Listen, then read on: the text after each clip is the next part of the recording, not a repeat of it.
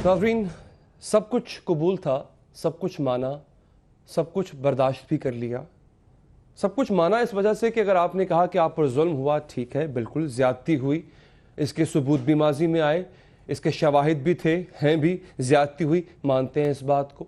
इदारों से आपका तसादुम हुआ, इस बात को भी एक लम्हे के लिए मान लिया कि जनाब हो सकता है कि आप ठीक हों और इदारे गलत हों। अभी भी वो जंग जारी है। तब भी हमने किसी एक मौका पर और बहसो तकरार के बाद, दलाइल देने के बाद, अपने दलाइल से पीछे हटने के बाद ये मान लिया कि हो सकता है कि किसी एक मौका पर आप सही हैं, आपके साथ ज्यादती हुई है। लेकिन नाज़रीन, जब मैंने आज ये सुना एक ऐसे शख्स की जानिब से जो एक बहुत बड़ी पार्टी का कायद है, मुझे नहीं पता मुझे अल्फाज कहने चाहिए कि नहीं कहने चाहिए, लेकिन इस वक्त मैं समझता हूं बहुत ज़रूरी है अवाम का, आपका सब जानना कि एक बात मैं यकीन से कहता हूं कि पाकिस्तान दुनिया के नक्शे पर नासूर नहीं है। अगर कोई ऐसा समझता है तो गलत समझता है, खाम ख्याली है उसकी। पाकिस्तान दुनिया के नक्शे पर इस खित्ते में फसाद की जड़ नहीं है। पाकिस्तान दहशतगर्दी का मरकज नहीं है। मुझे नफी इसलिए करना पड़ रही है नाज़रीन, क्योंकि मैंने अभी थोड़ी देर पहले एक ऐसी ही बड़ी शख्सियत के मुंह से ये अल्फाज सुने हैं। मेरा मसला ये है, मेरी मजबूरी ये है कि मैं वो क्लिप्स, वो ऑडियो टेप्स चला नहीं सकता, पाबंदी है आला अदलिया की जानिब से। लेकिन मैं यहां पर एक बात और एक अपील जरूर करना चाहूंगा मुतल्लिका इदारों से, आला अदलिया से, कि बराए करम एक दिन के लिए वो पाबंदी उठाकर मौका जरूर दें कि अगर हकायक को छुपाने की कोशिश की जाती है, अगर ये सब कुछ कह देने के बावजूद भी कहा जाता है कि जनाब मुश्तइल होने वाले अफराद हमारे लोग नहीं थे, अगर वो तकरीर मेरे पास अभी भी मौजूद है तो चंद लम्हे पहले की गई, जिसमें उकसाया गया, जिसमें उन चैनल्स के नाम ले लेकर बताया गया कि वहां पर बलवा किया जाए, जिसमें यहां तक कह दिया गया कि जनाब अगर हमारे खिलाफ किसी चैनल पर कोई लाइन चलती है, कोई एंकर बात करता है, तो न सिर्फ एंकर बल्कि उस चैनल का एक एक शख्स 90 के आसपास तो क्या कराची तक में नजर नहीं आना चाहिए। जब ऐसी खुली धमकी दी जाती है तो अफसोस मैं अपनी जबान को इस्तेमाल करता हूं कि मैं वही जबान चला नहीं सकता, मैं वही क्लिप, वही फुटेज, वही ऑडियो टेप, कैसेट चला नहीं सकता। लेकिन मेरी अपील होगी कि इन तमाम बातों को, इन सबूतों को विंडिकेट करने के लिए आला अदलिया या मुतल्लिका अदारे एक दिन की इजाजत जरूर दें कि माजी के वो तमाम क्लिप्स जिनमें इदारों को न सिर्फ बुरा भला कहा गया बल्कि मुल्क दुश्मनी पर आमादा किया गया आम लोगों को, और आज की तकरीर में तो यह तक कह दिया गया कि अगर रॉ चंद दिन के लिए रॉ हमारा साथ दे तो कराची को 4 दिन में खाली कर लेंगे, कराची को अपने कब्जे में ले लेंगे। तो मैं क्या कहूं, ऐसी तकरीरों के हवाले से, ऐसी इश्तियाल अंगेज़ तकरीरों के हवाले से जो मासूम लोगों को उकसाते हैं, उनकी मजबूरियों को से खेला जाता है और फिर बाद में जो कुछ होता है आज आपने देखा।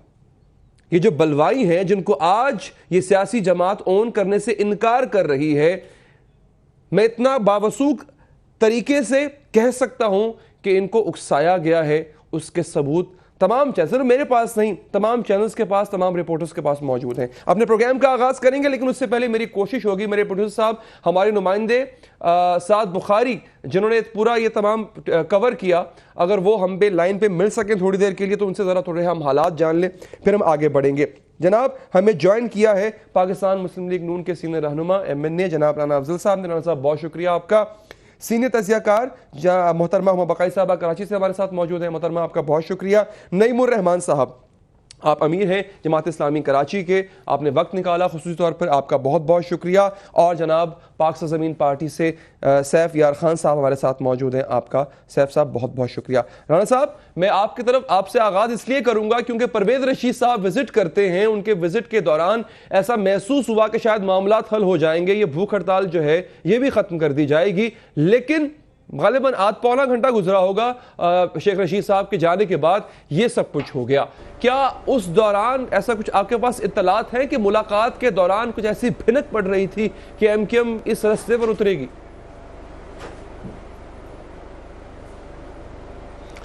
मेरा नहीं ख्याल कि उस मुलाकात में कोई ऐसा जिक्र हुआ होगा। अल्ताफ़ हुसैन साहब की तकरीर हैरान कुन है, परेशान कुन है, और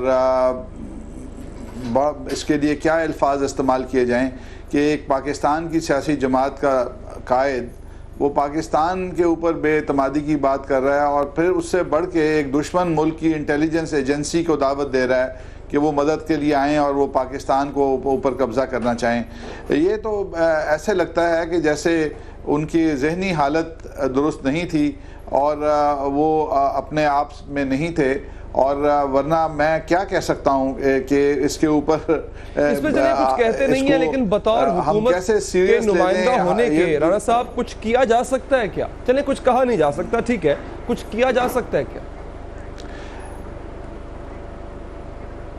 देखें, ये ट्रीज़न है, ये पाकिस्तान के आइन के साथ गद्दारी है, पाकिस्तान के साथ गद्दारी है, और ट्रीज़न की आप जानते हैं कि बहुत बड़ी सज़ा है।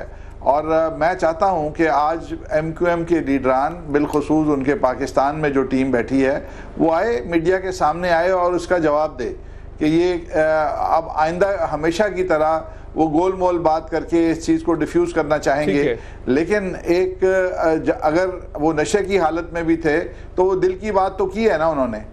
अच्छा, ये खैर इल्ज़ाम मुस्तफ़ा कमाल साहब ने भी लगाया। मैं जो हमारे दीगर मेहमान कराची में बैठे हैं, बहुत माजरत के साथ उनसे मैं थोड़ा वक्त उनसे लूँगा ताकि साद बुखारी जो हमारे नुमाइंदे मौका पर मौजूद हैं कुछ सूरत हाल उनसे जान लें, फिर आपके पास आएंगे और हम बड़ा डिटेल में गुफ्तगू करेंगे इस पर। साद, थोड़ा बताइएगा, अब मसला सिर्फ ये है कि हम रूल्स के मुताबिक वो तगीर तो चला नहीं सकते, तो क्या आप जब रिपोर्ट कर रहे थे तो क्या आपने देखा या सुना कि कायद अल्ताफ हुसैन साहब जो MQM के कायद हैं वो इश्तियाल अंगेज बात कर रहे थे जिसके बाद जो है वो बलवा हो गया? देखें, मुत्तहिदा कौम मूवमेंट के कायद जो हैं वो खासे गम और गुस्से का इजहार तो कर रहे थे। अब उन्होंने तकरीर में किस किस्म के अल्फाज इस्तेमाल किए, क्या बातें की, फिलहाल उन पर तबसरा करना मुनासिब नहीं समझता मैं, लेकिन सूरत हाल ये है कि अचानक से कारकुनान जो थे वो मुश्तैल हुए। उन्होंने ARY न्यूज के दफ्तर की तरफ जब पेशकदमी की तो जो मुश्तैल अफराद थे वो यहाँ पहुंचे हैं। यहाँ पे पुलिस की नफरी मौजूद थी जिन्होंने उनको रोकने की कोशिश की और इस दौरान झड़प शुरू हुई है। अच्छा। फिर हवाई फायरिंग का सिलसिला शुरू हुआ और कारकुनान दो हिस्सों में बट के एक ARY की तरफ आया और कुछ मुश्तैल अफराद जो थे वो गवर्नर हाउस की तरफ बढ़े, जिसके बाद गवर्नर हाउस के अंदर मौजूद जो नफरी थी उन्होंने हमारे सामने हवाई फायरिंग की है। दूसरी तरफ से जो ARY के पास पुलिस थी उसने भी हवाई फायरिंग की है और फिर पथराव, लाठियों और डंडों का तो साथ इस दौरान जो कायदीन मौजूद थे, क्योंकि भूख हड़ताली कैंप से निकल के ये लोग आगे बढ़े ना, तो जो कायदीन वहां पे मौजूद थे, थोड़ी देर पहले आमिर खान साहब भी मैंने देखा था मौजूद थे वहां पे, तो कोई था या कोई लीड कर रहा था या फिर कोई उनको रोक रहा था कि भाई ऐसा ना करो, ये गलत है? अहम तरीन बात ही है कि जिस वक्त ये सारा मामला हुआ उस वक्त कोई काबिल जिक्र शख्सियत मौजूद ही नहीं थी। जो लोग कुछ देर पहले तक कैंप में मौजूद थे वो उसके बाद वहां नहीं थे। ताहम राब्ता कमेटी के कुछ मेंबरान जरूर मौजूद थे, लेकिन क्योंकि सैकड़ों की तादाद में ये अफराद थे लिहाजा उनके बीच में वो हमें नजर नहीं आए और अफराद जो थे वही आगे बढ़ते चले गए और फिर पुलिस। बहुत शुक्रिया आपका। नईमुर रहमान साहब, आपकी जमात ने बल्दियाती इंतखाबात में जिस तरह से कंटेस्ट किया और उसमें एक बात साबित हुई कि MQM अभी भी अपना भारी मैंडेट रखती है, उन्होंने प्रूव किया। एक सवाल ये उठ रहा है कि MQM इतना भारी मैंडेट रखती है और उसमें कोई शक नहीं, मैं खुद भी विटनेस था, I was there in Karachi, क्यों ज़रूरत पड़ती है MQM को अपनी बात मनवाने के लिए? ठीक है, मैं ये बने आगाज़ में भी कहा था ज़्यादतियाँ हुई हैं, ज़्यादतियाँ हुई होंगी, लेकिन क्या ये तरीक़ेकार ठीक है? नहीं, तरीक़ाकार भी ठीक नहीं है और ये भी इसकी भी इस्लाह कर लें कि जितना मैंडेट है और वो कितना इसमें एक्चुअल है, कितना रियल है। इसलिए कि देखें, मेरे पास तो अभी आपने चूँकि मैंडेट से शुरू किया तो मैं भी मैंडेट से शुरू करता हूँ। आज़ाद कश्मीर के इंतखाबात हुए हैं अभी। इन आज़ाद कश्मीर के इंतखाबात में जिस सीट पर MQM ने इस वक्त 400 वोट लिए हैं, उससे पहले उसने उस सीट पर 24,000 वोट लिए थे। अच्छा, ठीक है, इसलिए कि उनकी लिस्टों को ठीक किया गया और उस दिन उनको धांधली नहीं करने दी गई। जिस पे उन्होंने 6,000 वोट लिए थे उस पे 70 वोट लिए हैं। यह है MQM का असल मैंडेट, जिसको आप लोग पीटते रहते हैं और आज आपने ये दिन देखा है।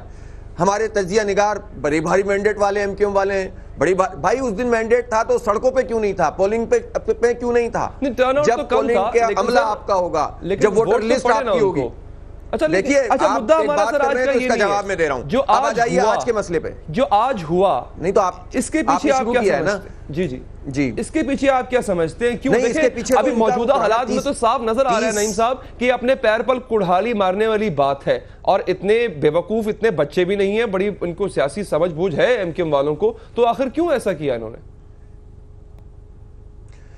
मैं एक बात बहुत वाज़ेह तौर पर समझता हूं, मैं एमक्यूएम की हिस्ट्री के मुताबिक एक बात कह रहा हूं, जब कश्मीर में भारत जुल्म करता है उसके खिलाफ आवाज उठती है, भारत आइसोलेट होता है, कराची में इस तरह के हालात पैदा करने की कोशिश करते हैं कि यहां पर जो है उनके वर्कर्स के साथ कुछ इंतजामिया कुछ करे और ऐसी तकरीरें करें कि जिसका रद्द-ए-अमल हो, और रद्द-ए-अमल के नतीजे में इंतजामिया कुछ करें और कश्मीर को कराची के साथ बैलेंस कर दें। ये इंटरनेशनल एजेंडा है इनका। अमेरिका और भारत के साथ मिलकर इन्होंने हमेशा पाकिस्तान के खिलाफ बात की है, जाकर कहा कि तकसीम जो हुई थी ये गलत हुई है। इन्होंने इंडिया में तकरीर की थी, आप लोग नोटिस नहीं लेते थे इन सब बातों का। एक दफा बात हुई, 2 दफा बात हुई, मीडिया इस पर बात नहीं करता था, आप यरगमाल बन जाते थे आप जो है वो। और आज जो है वो उन्होंने इस तरह से खुलकर आपके खिलाफ भी काम किया है। तो इसलिए आप समझें कि ये पूरी पार्टी 30 साल से जो कुछ कर रही है उसको सही तरीके से प्रेजेंट ही नहीं किया गया है। एक ऐसा अमल किया जाता है जिससे जालिम मजलूम बन जाता है। नईमुर रहमान साहब, तो वो जो एक रॉ वाला इल्जाम लगाया जाता है, मुझे नहीं पता सही या गलत, लेकिन आज की जो तकरीर है अल्ताफ साहब की, या जिस तरह आप बात कर रहे हैं, तो उससे आप ये बात साबित करें। ठीक है हुमा बकाई साहिबा, मैं फिर आखिर में सैफ साहब आपके पास आऊंगा, चूंकि एक आपका एक अपना स्टेक है आपकी पार्टी का, इसमें कोई शक नहीं। हुमा बकाई साहिबा, सिचुएशन को किस तरह देखती हैं आप? देखिए, मैं तो ये अगर आपको याद हो, आज हम इस तकरीर के हवाले से बहुत शोर कर रहे हैं क्योंकि इस तकरीर का आपने रिएक्शन शहर में देखा जी। और देखिए उन्होंने 3 टारगेट्स आइडेंटिफाई किए थे। सीएम हाउस को उन्होंने आइडेंटिफाई किया था, रेंजर्स के हेडक्वार्टर्स को आइडेंटिफाई किया था और मीडिया हाउसेस को आइडेंटिफाई किया था। उसमें सबसे सॉफ्ट टारगेट मीडिया हाउसेस थे, इसलिए वहां पर इमीडिएटली अटैक हो गया।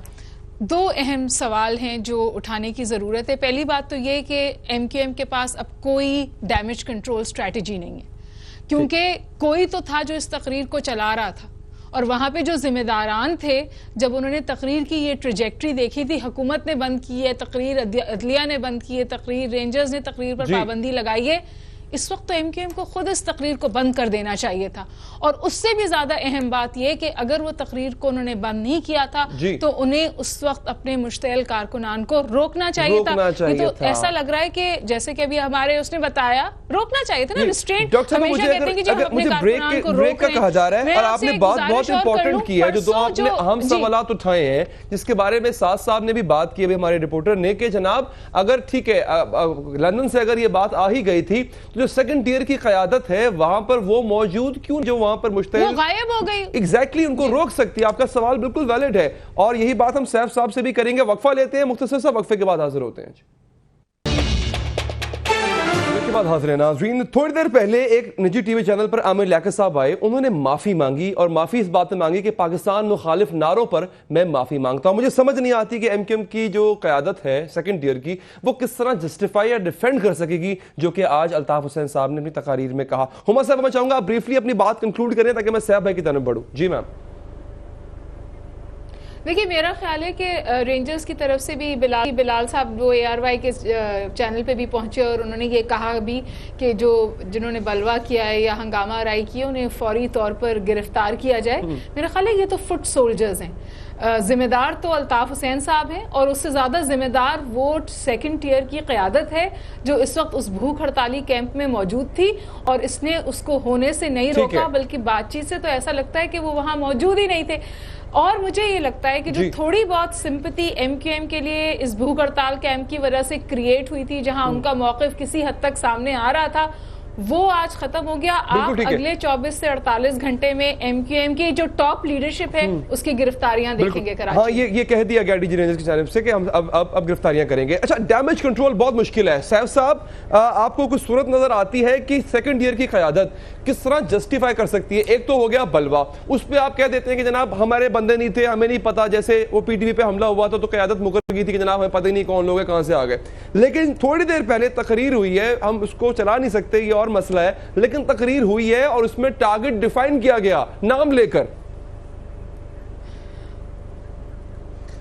जी, सबसे पहले तो मैं नहायत उन चैनल्स के साथ हमदर्दी करूंगा जिन पर यह हमला हुआ है, जी। और अभी मैं देख रहा था कि एक पथराव से जान से भी एक शहीद हो गया है जी। कोई राहगीर। इस पर भी अफसोस करूंगा। पुलिस मोबाइल जलाई गई, उस पर भी अफसोस ही किया जा सकता है। लेकिन देखिए, ये तकरीर का जो मामला है ये आज से नहीं चल रहा। ये कुछ अरसे से मुसलसल पाबंदी के बावजूद सोशल मीडिया पे ये मौजूद हैं और कई प्रोग्रामों में मीडिया के पास वो स्पीच रिकॉर्ड हैं।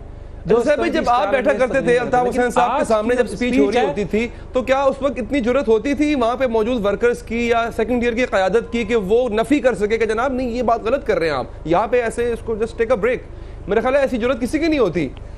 देखिए, नहीं, बिल्कुल नहीं। हम तो पहले दिन से ये बात कर रहे हैं कि जो असल इनके जो लोग हैं, जो लंदन में बैठे हुए हैं, जो 2-4 लोग यहाँ पे सारा ऑर्गेनाइज करते हैं, असल में तो इनको पकड़ा जाए, इनके खिलाफ मुकदमे अली हैदर आवाज तो बंद कर सकते हैं तकरीर की, अगर बोलने की जरूरत नहीं कर सकते। नहीं, इस वक्त ऑडियो तो बंद की जा सकती थी उस तकरीर की, जब इतनी इंस्टिगेशन थी। बिल्कुल। और आप ये देखते हुए कि इस वक्त आपकी सिचुएशन क्या है, आपके नामजद मेयर इस वक्त जेल में पड़े हुए हैं, आप ये सिचुएशन देखें ना कि आप इस वक्त किस सिचुएशन में हैं, लेकिन उसके बावजूद खरबूजा खुद आके तलवार पे या छुरी पे गिराया। मैं इस पे क्या कर सकता हूँ? अच्छा साहब भाई, मैं आपकी तरफ आता हूँ। मैं चाहूंगा राना अफजल साहब, क्योंकि हुकूमत की नुमाइंदगी कर रहे हैं और the onus resides on the government right now कि वो क्या एक्शन लेती है। राना साहब, ये आपने एक लफ्ज इस्तेमाल किया ट्रीजन का, गद्दारी का।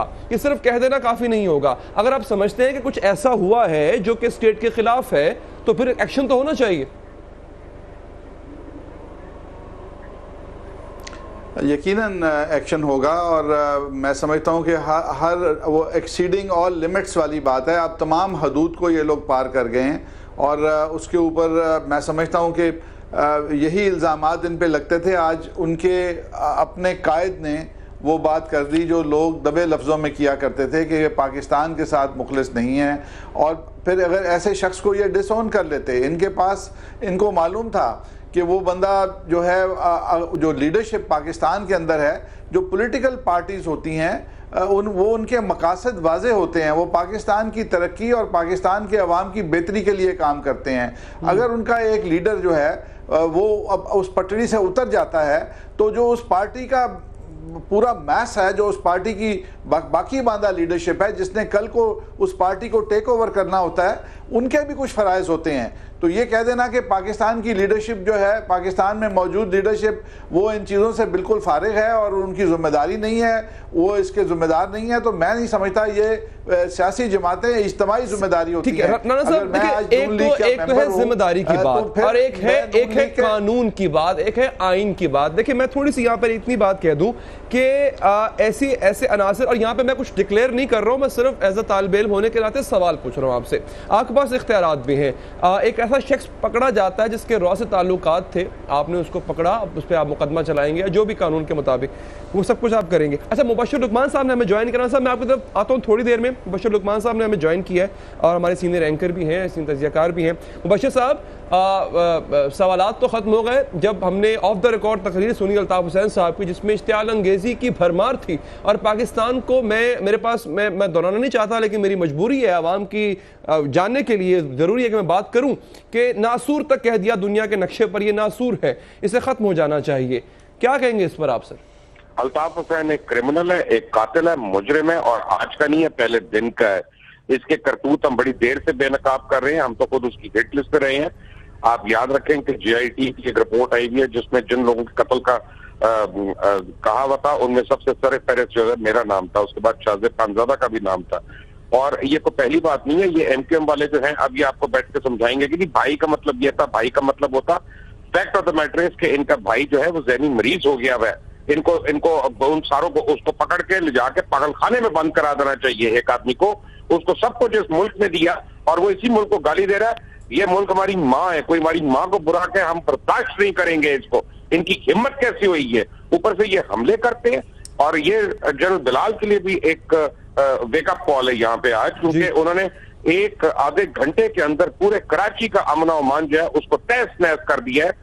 और बड़े अरसे से रेंजर्स के ऊपर और लॉ इन्फोर्समेंट के ऊपर ये बातें हो रही थी कि जी जाली अद्वियात बेचने वाले दुकानदारों को पकड़ रहे हैं, लेकिन जो फैक्ट्री है उसको नहीं पकड़ रहे। अब इनको चाहिए 90 को सील करें, वसीम अख्तर समेत, फारूक सत्तार समेत ये जितने भी नदीम नुसरत, ये जितने वांटेड क्रिमिनल्स हैं, इन सबको पकड़े और इन सबको अब इसके अंदर धरे। और आज मैं देखता हूं कि ये क्या लाइन ऑफ एक्शन है एमक्यूएम का। ये किस मुंह से कहेंगे कि जब भाई का ये मतलब नहीं था तो भाई का वो मतलब नहीं था। कितने हजार लोगों को और कत्ल करवाना है इस मुल्क में, कितनी दहशतगर्दी की वाकयात और करवानी है। आज ARY पे हुआ, आज समा के ऊपर हुआ, हमारे भी 2 कैमरामैन को तशद्दुद का निशाना बनाया गया। 24 के 2 लोगों को अपना तशद्दुद का निशाना बनाया गया। जियो के एक कैमरामैन के साथ हुआ। This has to end. और मैं सिर्फ मीडिया की बात नहीं कर रहा, मैं पूरे मुल्क की बात कर रहा हूँ। लोगों को तहफ़्फ़ुज़ होना चाहिए। मुबश्शिर साहब, मैं यहाँ पे खता कलामी करूंगा, मुझे ब्रेक लेनी है। और एक सवाल बहुत आम है, आपकी बात बिल्कुल ठीक है, कोई भी बर्दाश्त नहीं करेगा पाकिस्तानी मुहब्बे वतन के उसकी माँ को कोई गाली दे, लेकिन हुकूमत पर यह सवाल उठाऊंगा, हुकूमत क्या इसको बर्दाश्त करेगी इस चीज को, या कोई लाइन ऑफ एक्शन वो अपना लेगी? ब्रेक के बाद हाज़िर नाज़रीन, वक्त की चूंकि हमारे पास कमी है और हमारे जो गेस्ट हैं वो तमाम रेलेवेंट हैं, क्योंकि तमाम स्टेक होल्डर्स हैं, तो कोशिश करेंगे ज़रा ब्रीफली चीज़ों को आगे बढ़ाएं हम। नाज़रीन, आज से 1.5-2 साल पहले शायद मुझ जैसा शख्स सोच भी ना सके कि इस तरह का प्रोग्राम या इस तरह से बवांगे दो लाके एक ख़ास जमात के ऊपर तनकीद करे, उसकी पॉलिसीज़ पर, उसके कायद की तकरीर पर तनकीद कर सके। लेकिन अब आप खुद सोच लें कि उसके कॉन्सिक्वेंसेस क्या होते अगर ऐसी बात, इस तरह का प्रोग्राम आज से 1.5-2 साल पहले किया जाता। मुबश्शिर लुकमान साहब हमारे साथ मौजूद हैं। मुबश्शिर साहब, मेरा जाने से पहले सवाल ये था हुकूमत पर कितनी जिम्मेदारी है अगर एक तरह का एलिमेंट इस तरह से अनरेस्ट पैदा कर रहा है, पूरे का पूरा शहर यरगमाल बना दिया गया चंद घंटों में, बल्कि चंद मिनट्स में। क्या करना चाहिए था गवर्नमेंट को? मैं तो समझ रहा हूँ जी गवर्नमेंट की हिमा पे हो रही है। गवर्नमेंट के पास बड़े एविडेंसेस हैं, गवर्नमेंट के अपने लोग हैं, पाकिस्तान जमीन पार्टी के ओहदेदारान हैं, उन्होंने एविडेंसेस दे दिए, उन्होंने स्टेटमेंट दे दी कि ये रॉ का एजेंट है, रॉ से फंडिंग लेता है, सब कुछ करता है। लेकिन यहाँ पे ये अपॉलोजेटिक बन के बैठे हुए हैं। आज ये हो गया, उसकी स्पीच भी मौजूद है, प्रूफ भी है, अब तो कोई बहाना नहीं रहा ना। उसके अपने अल्फाज हैं कि ये नासूर है, ये है, वो है, मुल्क को उसने जो कुछ कहा वो सबके सामने है। जो उसने कहा कि जाके अपना हक ले लो और उनको मारो और पीटो और ये करो और वो करो, वो भी सबको पता है। अब सवाल ये पैदा होता है कि यहाँ पे हुकूमत का नहीं बस चाहिए था कि अभी तक ब्रिटिश हाई कमीशन को हासिल करती, यहाँ पे एहतजाज करती है। एक ब्रिटिश नेशनल ने ये किया, इसके रेड वारंट निकाले आदमी के, इंटरपोल से इसको एक्सट्राडाइट करवाएं। He is wanted for murder, arson, loot, plunder and dacoities and भट्टाखोरी and every crime under the sun. ये गवर्नमेंट बड़ी खुश है, गवर्नमेंट चाहती है कि ये होता रहे, क्योंकि इससे पैनामा के ऊपर से गवर्नमेंट की करप्शन के ऊपर से नजरें हट जाएंगी। अच्छा। जो ऑपोजिशन की मूवमेंट चल रही है वो जरा एकदम डाइल्यूट हो जाएगी, उसकी खबरें नहीं आएंगी, ये दूसरी खबर चलेगी। ये तो आज आप सानिया कोयटा के रिपीट से बच गए हैं। खुदा का खास्ता जो होने जा रहा था ARY के अंदर और समा के अंदर, अल्लाह ताला ने बहुत बड़ी कैटास्ट्रोफी से बचा लिया है। जो हुआ है बहुत छोटा हुआ है। अच्छा। और एमक्यूएम ने बारहा जिस बात से इनकार किया कि वो वायलेंट नहीं है, ये आज सारा लोगों ने, पूरी दुनिया ने अपनी आंखों से देख लिया। अभी तक आपकी स्क्रीन पे देख रहे हैं, दूसरे चैनल्स की स्क्रीनों पे देख रहे हैं। Fact of the matter is कि जो आदमी, जो औरत लॉ एंड ऑर्डर खराब करने का मुर्तकिब हो, चाहे वो मेरा सगा बाप हो, उसको स्पेयर नहीं करना चाहिए, बिल्कुल नहीं करना चाहिए। और वो भी जो मेरी माँ को बुरा कहे, पाकिस्तान को बुरा कहे, मैं उस शख्स की जुबान खींचने का हक रखता हूँ। बिल्कुल ठीक है। और नाज़रीन को पता चले कि अभी जो खबर आ रही है कि जनाब 90 को रेंजर्स ने चारों तरफ से घेर लिया है। अब जैसे कि कहा गया था गिरफ्तारियां होंगी, गिरफ्तारियां हो सकती हैं। नईमुर रहमान साहब, मैं आपकी तरफ आता हूं सर, मुख्तसरन कि इस तरह से अभी मुबश्शिर साहब बात कर रहे थे, वो इसको थोड़े लार्जर कॉन्सेप्ट में देख रहे हैं कि गवर्नमेंट तो चाहती है कि ऐसा हो ताकि पैनामा लीक्स के ऊपर से इशू जो है वो हट जाए। तो सर ये सिर्फ सियासत करने के लिए इतना कुछ हो रहा है, ये खून खराबा, ये हंगामा आराई? मैं जाऊंगा राणा साहब की तरफ, क्योंकि गवर्नमेंट को वो रिप्रेजेंट कर रहे हैं और इल्जाम उन पर लगा एक तरह से। आप एग्री करते हैं इससे? क्या नहीं, देखें, गवर्नमेंट का तो बुनियादी तौर पर ये पहली तकरीर तो नहीं है। रोजाना टेलीफोनिक खिताब हो रहा है, ठीक है, इलेक्ट्रॉनिक मीडिया पे नहीं आ रहा है, लेकिन वैसे तो आ रहा है। तो गवर्नमेंट उस पर क्या कर रही है, और उससे पहले जो कुछ चीजें सामने आ चुकी हैं उस पर गवर्नमेंट ने क्या किया है, तो गवर्नमेंट को जो है वो जवाब तो देना पड़ेगा। और अब अगर आज के बाद भी कोई एक्शन सामने नहीं आता तो इससे बात पता चल जाएगी। हो सकता है कि फिर मुबश्शिर साहब की जो थ्योरी है वो ठीक हो। मैं ये कहना चाहता हूं कि देखें, अब ये एक वाकया हो गया है। अब मैं रेंजर्स से और इनसे एक बात जरूर कहना चाहता हूं, वो ये है कि देखें, जो कल्प्रिट हैं उनको पकड़ें, जो मुजरिम हैं वो किसी पार्टी में भी छुपने की कोशिश करें। मैं अपने इन दोस्तों से भी कहता हूं कि अगर वो पाकिस्तान जमीन में भी आए तो इनकी जिम्मेदारी बनती है कि उनको हवाले करें, उनको किया जाए, ठीक है। अच्छा, और फिर इसके बाद मैं ये कहना चाहता हूं कि आम लोगों के ऊपर देखें, एमक्यूएम की ये स्ट्रेटेजी है कि वो ये चाहते हैं कि आबादियों के ऊपर रेंजर्स आए और वो कहें महाजरों के ऊपर जुल्म हो रहा है, ठीक है, वो कहें कि देखो हमें काम नहीं करने दिया जा रहा, हमें बैन किया जा रहा है। वो गलत है। कोई मौका इनको नहीं मिलना चाहिए। ये दो सवाल हालात जो अभी अमीर जमात इस्लामी कराची ने किए, और मुबश्शिर साहब ने भी यही सवाल किया कि वो जी पैनामा लीक्स के ऊपर से इशू हटाने की कोशिश हो सकती है, यानी परवेज रशीद साहब आते हैं, मुलाकात होती है, आधे पौने घंटे के बाद सब कुछ हो जाता है। ये मैं नहीं कह रहा, ऐसी बातें तब की जा रही हैं, हल्कों में हो रही हैं बातें। राना साहब मैं इस बयान की मजम्मत करता हूँ। गवर्नमेंट को कोई ऐसी ज़रूरत नहीं है कि पनामा लीक्स कोई बड़ा इशू नहीं बन गया कि जिससे हमारी गवर्नमेंट या कोई ऐसा मसला है, वो एक अदालत में चला गया, मामला इलेक्शन कमीशन में चला गया, वहाँ पे वो डिस्कस हो रहा है और उसके अंदर मियाँ साहब का नाम नहीं है। हमें उसका कोई एब्सोल्युटली कोई वो फिक्र नहीं है कि पनामा लीक्स में कुछ होने वाला है, और वो जो कुछ होगा कानून के मुताबिक होगा, ना हमारी लीडरशिप उसमें इन्वॉल्व है। और ये अगर उनके पास एविडेंस होता तो वो आज सुप्रीम कोर्ट में चले गए होते। इसलिए पनामा लीक्स को लिंक करना ये बड़ी फार फेच्ड किस्म की बात है, और मैं टोटली इसको मतलब रिजेक्ट करता हूं कि ये कोई ऐसी सोच नहीं होगी कहीं हुकूमत के अंदर। जहां तक इनके ऊपर एक्शन लेने की बात है, बिल्कुल जायज बात है, मैं उसको सपोर्ट करता हूं, और आप देखेंगे इंशाल्लाह देखें। उन्होंने एक चले हम देखते हैं कि सिर्फ माजी करीब में क्या कोई एक्शन लिया जाता है, और खास तौर पे सर मैं राना साहब ब्रेक यहाँ पे लेता हूँ। खास तौर पे डॉक्टर उमर साहब ने एक बड़ी अहम बात की थी, मैं ब्रेक के बाद आऊंगा, उन्हीं से बात का आगाज करूंगा और आपसे भी कि जनाब ये तो सिर्फ फुट सोल्जर्स हैं, ये तो वो लोग हैं जो प्यादे हैं, जहां से तारे खींची जा रही हैं, स्ट्रिंग्स जहां से पुल की जा रही हैं, कि अब वहां तक एक्शन लिया जाता है या नहीं लिया जाता। ब्रेक के बाद इस पर बात करेंगे। ब्रेक के बाद हाजिर नाज़रीन, आज पूरा दिन, बल्कि पूरा दिन तो नहीं कह सकते, शाम के वक्त जब भूख हड़ताली कैंप MQM का मुज़ाकरात हुए और मुज़ाकरात अभी चल ही रहे थे कि एक नई सूरत हाल पैदा हो गई, इश्तियाल अंगेज़ी की बलवे की, पूरे शहर को एक दफ़ा फिर से यरगमाल बना लिया गया। सैफ यार खान साहब इस वक्त पाकिस्तान ज़मीन पार्टी को रिप्रेजेंट करें। सैफ साहब, आपके जो लीडर हैं मुस्तफ़ा कमाल साहब, उन्होंने एक प्रेस कॉन्फ्रेंस की और प्रेस कॉन्फ्रेंस में उन्होंने जो पिछले जो उनके प्रोटोकॉल से अल्ताफ हुसैन साहब को एड्रेस करने तक के, वो भी उन्होंने तर्क कर दिए। क्या स्ट्रेटजी बनाएगी अब आपकी पार्टी? देखिए, सबसे पहले तो आज जो कुछ हुआ है, जिसमें पाकिस्तान मुर्दाबाद के नारे लगवाए गए, जहां जजेस को तनकीद का निशाना बनाया गया, बुरा भला कहा गया, जहां डीजी रेंजर्स को और जो आला इदारे हैं आर्मी के जनरल तक को निशाना बनाया गया है। अब इसके बाद कोई बात बच नहीं जाती। अगर कोई सियासी पार्टियां, सिंध की हुकूमत या वफाकी हुकूमत किसी मसलहत के तहत कोई एक्शन नहीं लेती, तो ये उनका अपना किरदार है, क्योंकि उनको ये जचती है MQM, ताकि MQM जितने क्राइसिस में होगी तो उतना ये फायदा अपने बेनिफिट ले लेंगे। जैसे अभी पनामा की बात हो रही थी, सिंध गवर्नमेंट अपने मफादात के लिए यूज कर लेगी। जी बिल्कुल, अल्ताफ हुसैन, हम तो पहले दिन से मुस्तफ़ा कमाल और अनीस कैम खानी बोल रहे हैं, जिस फैक्ट्री से ये सब कुछ बन के निकल रहा है, जो जहन बना रहा है, जो इनको तैयार करता है। राब्ता कमेटी के अरकान मौजूद थे ना, वो आज जो वाक़या हुआ है, आपके रिपोर्टर ने रिपोर्ट की है कि राब्ता कमेटी के अरकान मौजूद थे, ये कहते हैं जिम्मेदार मौजूद नहीं थे। ये तमाम स्पीच, इससे जो हिट स्पीच हुई है, पाकिस्तान के खिलाफ जो स्पीच हुई है, आला इदारों के खिलाफ जो स्पीच की है, मैं ये बात कर रहा था कि अब आला इदारों को चाहिए कि वो अपना रोल अदा करें। ठीक है डॉक्टर उमा बकाई साहब, आला इदारों को चाहिए कराची के लोग पाकिस्तान से मोहब्बत करने वाले लोग हैं, बेशक, और मैं ये समझता हूँ वो इस तकरीर। डॉक्टर साहब, आपको क्या लगता है, एक ये थ्योरी पेश की जाती है कि MQM, मैं दो बातें कहना चाह रही हूँ जी। एक बात तो मैं ये कहना चाह रही हूँ कि देखिए, हम क्योंकि मैं और मुजाहिद कराची से शो करते हैं, तो हम 2 रोज से MQM की हड़ताली कैंप से उन लोगों से बात कर रहे थे। अच्छा। और जो हमने आखिरी रोज उनसे जुमेरात को बात की है, तो उस दिन उनकी जो बातचीत थी उसमें ढकी धमकी मौजूद थी। अच्छा, मसलन जिसमें वो मतलब कह रहे थे कि हमें दीवार से लगाया जा रहा है।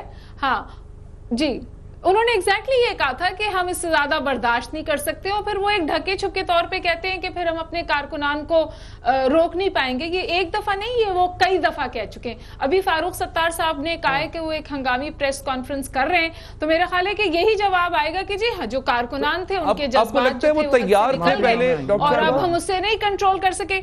मसला ये है कि मुझे इस वक्त शिकायत है, MQM की तो कोई डिफेंस है ही नहीं। मुझे ये शिकायत है कि ये जो 5 रोज से बिल्डअप हो रही थी सिचुएशन क्यों आपने समझा कि एक जमात जिसके पास अभी भी थोड़ी बहुत डंडा बरदार ताकत कराची शहर को तबाह करने के लिए या रोकने के लिए, बंद करने के लिए मौजूद है, उस हवाले से कोई स्टेप नहीं लिया गया? बिल्कुल ठीक है राना, क्यों एक्सपेक्ट किया गया कि 5वें रोज ठीक, आपका सवाल वैलिड है राना अफजल साहब। मेरे पास पीपल्स पार्टी के नुमाइंदे होते तो मैं सूबे की सूरत हाल उनसे जानता, लेकिन चूंकि आपके वज़ीर दाखिला ने मजम्मत भी की है और एक्शन लेने की बात भी की है, तो जो डॉक्टर साहबा का सवाल है 5 दिन तक इंतजार करते रहे ताकि जो है वो ये बॉइलिंग टेंपरेचर से भी आगे बात निकल जाए। देखिए, मैं समझता हूं कि बिल्कुल रेंजर्स भी और सूबाई हुकूमत ने भी इसकी तैयारी तो ज़रूर की होगी, लेकिन ये एक गैर मुतवक्का अमल है, क्योंकि पहली बात यह है कि आप एक्सपेक्ट नहीं करते थे कि वो तकरीर करेंगे पाबंदी के बावजूद। नहीं, वो तो तकरीरें कर रहे थे, पहले भी कर रहे थे सर। पाबंदी पैमरा की तरफ से है, हम नहीं दिखा सकते, वो तकरीर करते हैं, वो तो पहले भी करते रहे हैं। जी हाँ, बिल्कुल। तो मतलब वो इस किस्म की तकरीर जो पाकिस्तान की रियासत के खिलाफ होगी वो हम उससे तवक्को नहीं रखते थे। ठीक है। फिर ये अगर वो अपना एहतजाज कर रहे हैं, जैसे आपने कहा कि उनके साथ कोई ज्यादती हुई, हमने उनकी एक सियासी जमात होने की हैसियत से पाकिस्तान के वोटर्स के कुछ इलाकों से वो जीते हैं इलेक्शन। मैं ये तो नहीं कहूँगा कि इलेक्शन में वो टोटल धांधली थी, वहाँ पे फौज की सरबराही में इलेक्शन हुआ, वो इलेक्शन में जीते, लेकिन वो जीतते कैसे हैं? वो इसी तरह से जीतते हैं कि वो अपने लोगों को कहते हैं कि आपके साथ जुल्म हो रहा है। हालांकि पाकिस्तान में कोई ऐसी उनको सिंगल आउट नहीं किया जा रहा है। बिल्कुल ठीक है सर, वक्त मेरे पास खत्म हो गया रहमान साहब से कि ये कश्मीर के अंदर जब हिंदुस्तान अंडर प्रेशर आता है तो वो पाकिस्तान के अंदर ये और तरफ बात निकल जाएगी, इस पर हम किसी दिन नशीब से रखेंगे, बात जरूर करेंगे। बहुत शुक्रिया आपका राना साहब। नईमुर रहमान साहब, आपका बहुत शुक्रिया, और अगर आपको मैं ना दे पाया हूं इसके लिए बहुत बहुत माजरत। डॉक्टर साहबा, आपका भी बहुत शुक्रिया, और सैफ यार खान साहब, आपका बहुत बहुत शुक्रिया। नाज़रीन, आखिर में अगर कोई ये समझे कि इख्तिलाफ राय का ये एपिसोड, ये प्रोग्राम कुछ हद तक जानिबदार गया, ऐसा हरगिज नहीं है। हाँ, जहां पाकिस्तान की बात थी वो हर फोरम पे मैं उस पर बात जरूर करूंगा। हम वहाब साहब हैं, कोऑर्डिनेटर हैं एमक्यूएम के, उनसे हमने 12, हमारे प्रोड्यूसर साहब ने 12 राब्ता करने की कोशिश की ताकि एमक्यूएम का मौक़िफ़ हमारे शो में शामिल हो सके। उन्होंने हमारा फोन नहीं उठाया, इसलिए हमारी कोशिश ये रही कि हम जो दूसरी साइड है, ठीक है, आप पे इल्जाम है, जो कुछ भी हुआ आपके कारकुनान की तरफ से जो कुछ आज किया गया उस